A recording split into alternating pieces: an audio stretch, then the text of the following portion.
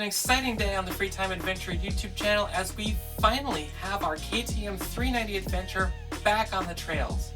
If you remember all the way back to August 2nd of 2023, we smashed our front wheel while riding off-road at the Dork in the Road campout event.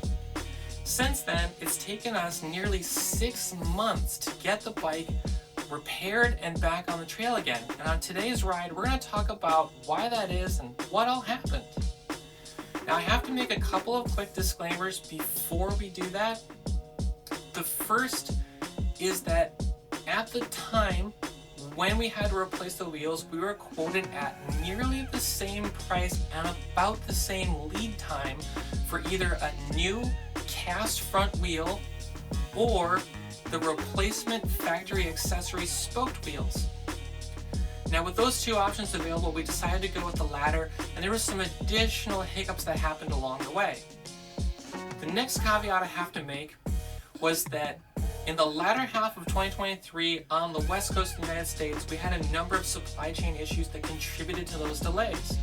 Depending on where in the world you are and at what point in time you need to replace your front wheels, if that's what you're doing, your mileage will certainly vary. The last disclaimer I want to make is that the vendors who provided parts and performed work did absolutely wonderful, and the customer service was top notch. This video is not intended to in any way be a hit piece on those vendors. So with that all cleared up, let's grab a beverage and get into the ride. Alright, well, we made it out to the trails finally with the 390 Adventure back in our hands. So let's get out on this trail and talk about where it's been.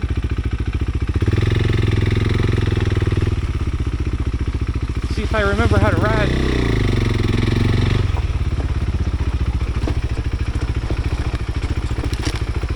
So the 390 has been off the channel for quite some time, and I've gotten a few questions from people about where it's been and why that is.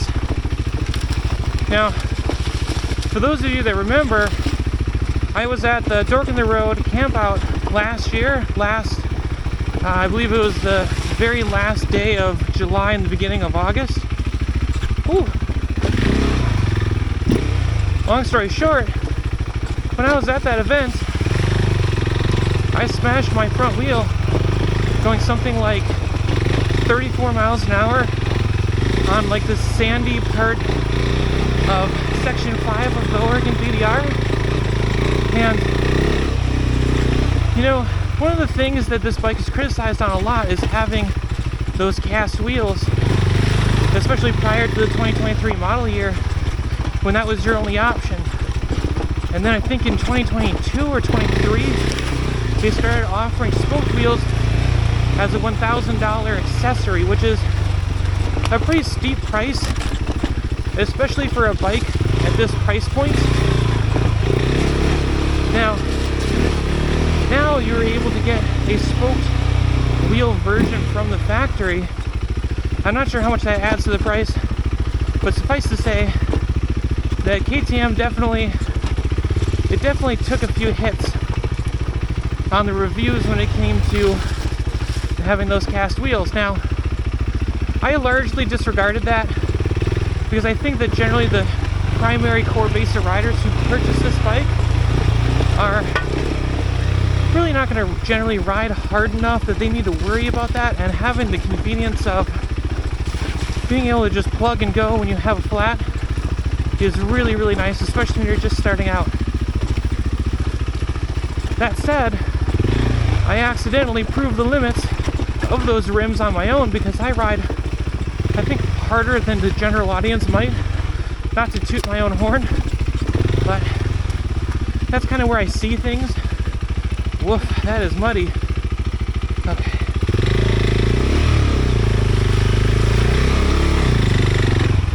So, that said, at that event, I ended up hitting a pretty good sized rock going about 34 miles an hour as best I can tell from looking at the footage. It's a little hard to see. And I ended up bending the rim. I bent it enough that I didn't feel really comfortable. Oh shit, you know what? Other downside of this bike is that traction control, which I forgot to turn off. Okay.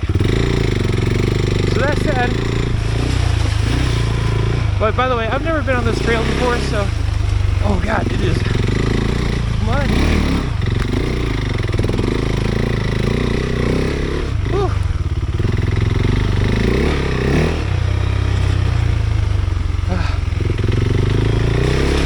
So when I ended up bending the rim, I bent it bad enough that I felt like I really shouldn't ride it on a whole lot more. Fortunately, we had already really completed the major part of the riding at the event for the second day of riding out of 2. And after that, we just did like a pretty chill cruise out and around, I think it's Lake Billy Chinook. Whoa. What was that? I think that's the one I wanted to go to, is Trail 3. Let's see if we can turn around up here. So I ended up not leaking in the air, and when the event was over, I just rode the bike home, being pretty gentle through the curves. When I got back, I let the bike sit for about a week without riding it while I researched wheel replacement options. I ended up deciding that I was going to upgrade and just get the spoked wheels. Oh. In the meantime of that happening and me making that decision, I took the bike out for just a really chill ride, not on film, just to go have fun, and just on some paved roads. One of the first fun corners, the front tire ended up debeating itself, and half of it came off the rim. Now only one side debeated, which ended up, dang, again? Which ended up panning out pretty well for me in the way of not crashing, which is great. Unfortunately, ooh, my camera's taking a hit.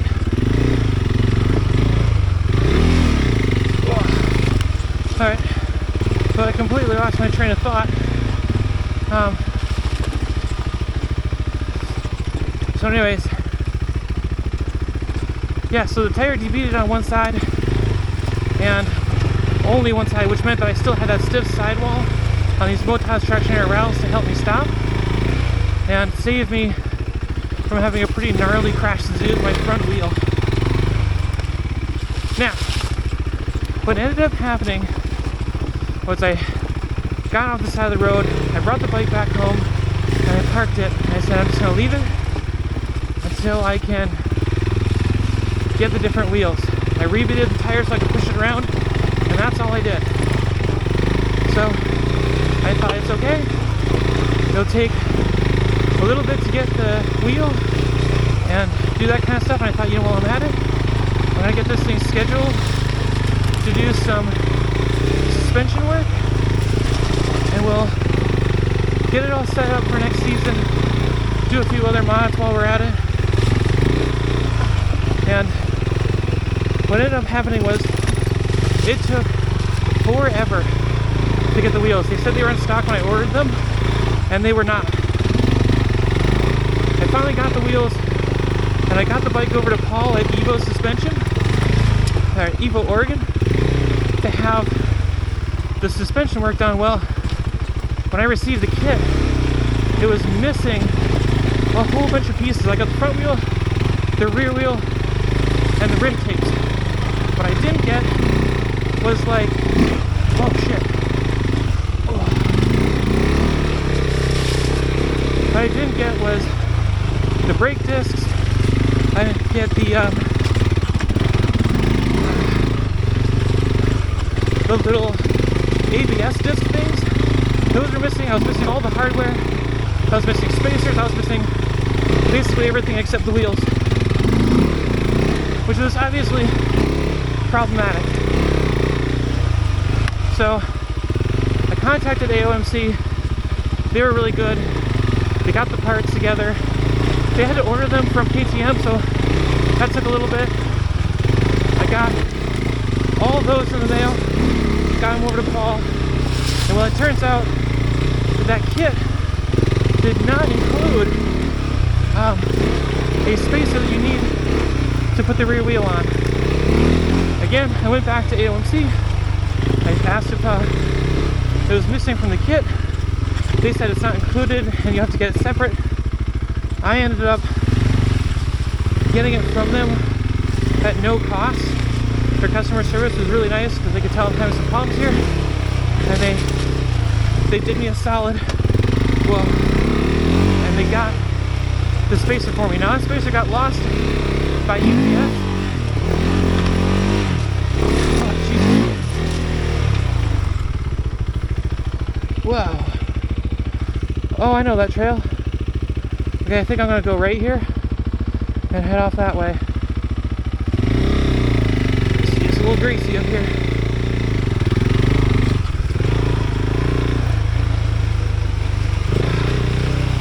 So, AOMC very graciously sent me a second spacer.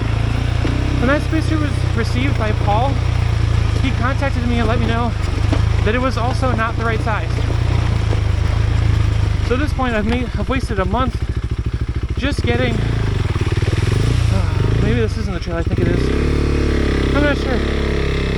But yeah, at this point, I'd wasted a month getting parts that weren't even the right parts. So Paul, having the equipment, used a lathe to turn down one of the factory spacers to the correct size for the wheel. And I trust his work. He's really good. He's very knowledgeable. He knows what he's doing. He's a great dude, so I highly recommend him. Now, man, I love this. Paul did that work for me, and I had him install a few other little things like a new skid plate, and I forget what else, some little things. Anyways, finally that component of it was done, and I thought I was just about there, but there was a couple little things I wanted to do. So anyways, Paul was able to finish his work, and I needed a few more little things done, but Paul was not really of the mind to do those extra tasks, which were like soldering in some Yoshimura LED turn signals and installing a Fuel-X light. Now, fortunately, you know, he knows people in the business, and he connected me with another gentleman named Rick, who was super cool, and he ended up taking the bike. Between there was also an ice storm and some other delays that caused us to not be able to get the bike moved from one shop to the next. So, oh, and I was away out of state for a bit. Whew. Alright, let's do a little bit easier of a trail. So, Rick ended up being able to do the work just fine. No issues. Everything went pretty smoothly, which is kind of a first for anything that's happened to this bike since it's been out of my possession. Now, to give you an idea of what the timeline was like, I ended up smashing the wheel way back on, I think, August 2nd. And it didn't have all the parts, or even most of the parts, to get it over to Paul's shop until the week before Thanksgiving. So the parts delay was huge. Now, because of the issues that we had with the parts, it ended up, oh, and the weather and everything else, it ended up being in Paul's shop until I think basically almost the end of January. And then it was at Rick's shop for an additional 3 weeks. And I just got it back literally last night. Today is, I think, February 10th or something. And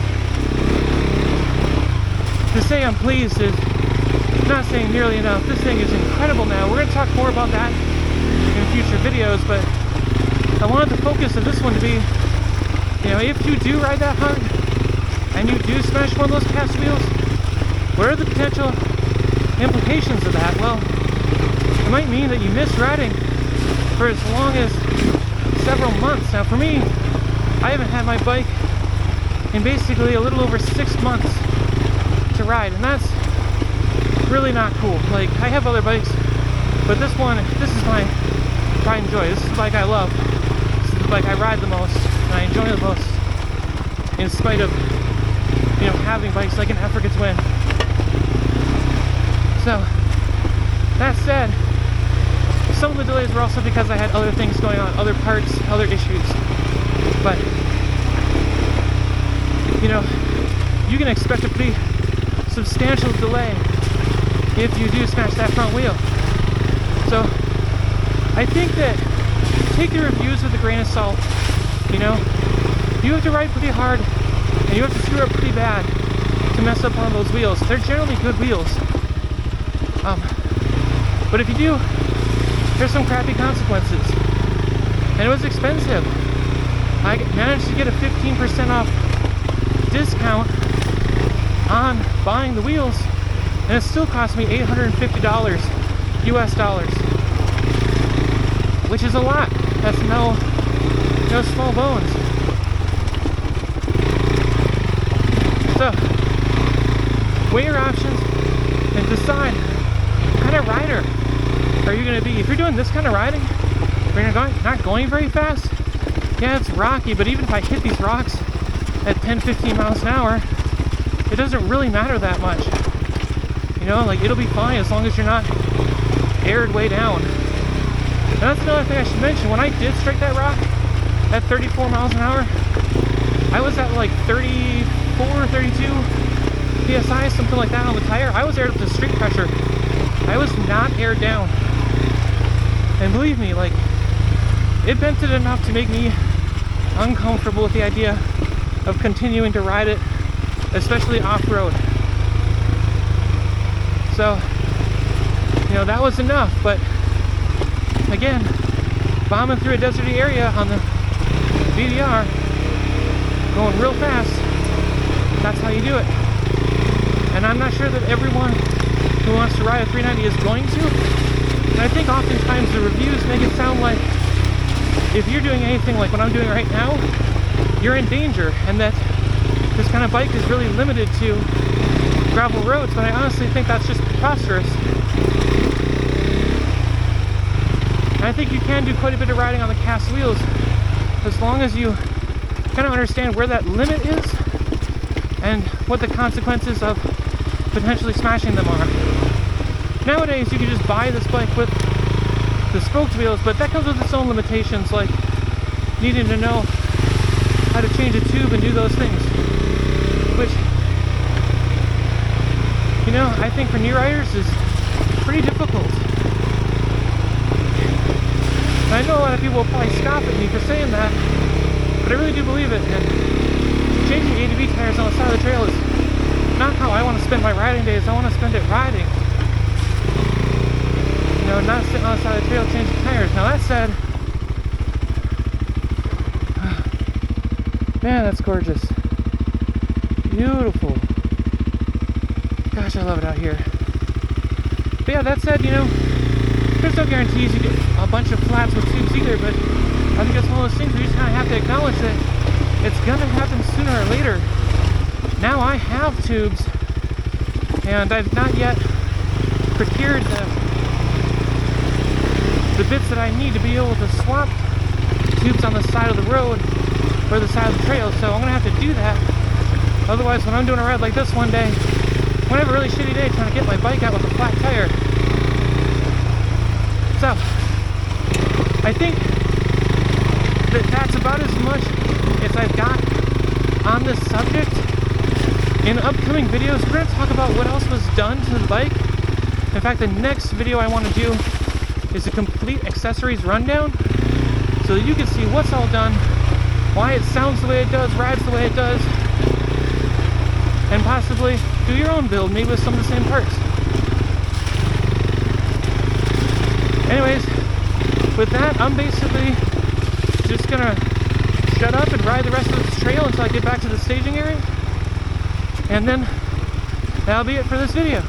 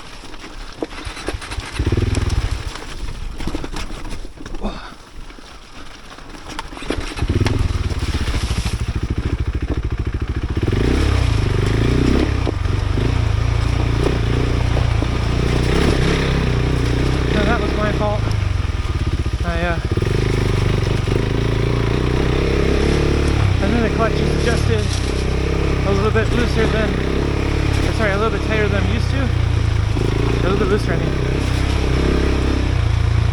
So, as I'm two-fingering it, it's kind of just touching enough that the clutch is catching and creating friction and killing the bike, so I need to adjust that. Unfortunately, I wasn't smart and I didn't bring tools for the ride.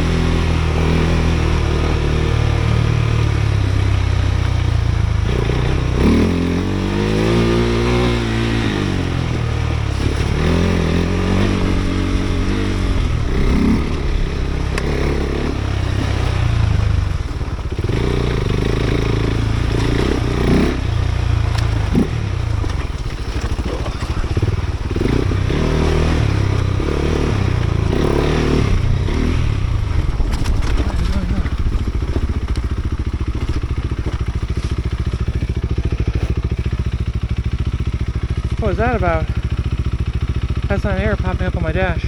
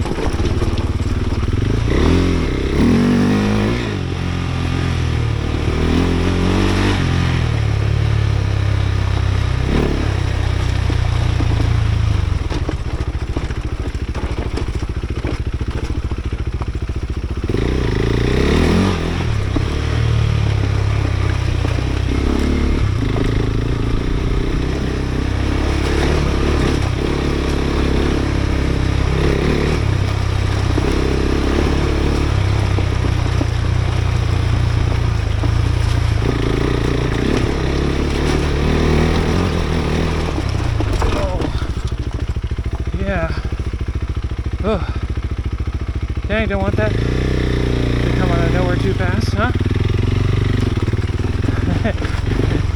I'm gonna kill myself on a bike. And I think that's okay. If I die on a motorcycle, maybe that was the way I was meant to go.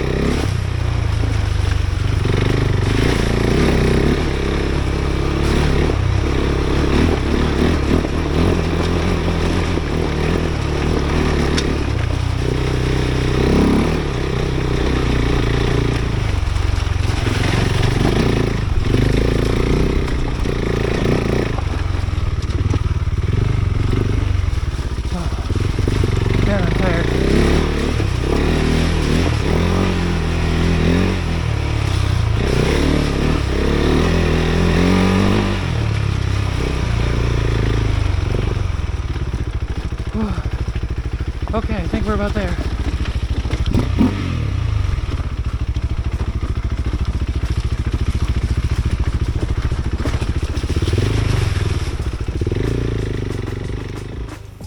Thank you so much for sticking through to the end of the video. We have some amazing content coming in 2024, from riding the 390 Adventure on Black Diamond Trails to covering every part and accessory that went into this build over the last 2 years.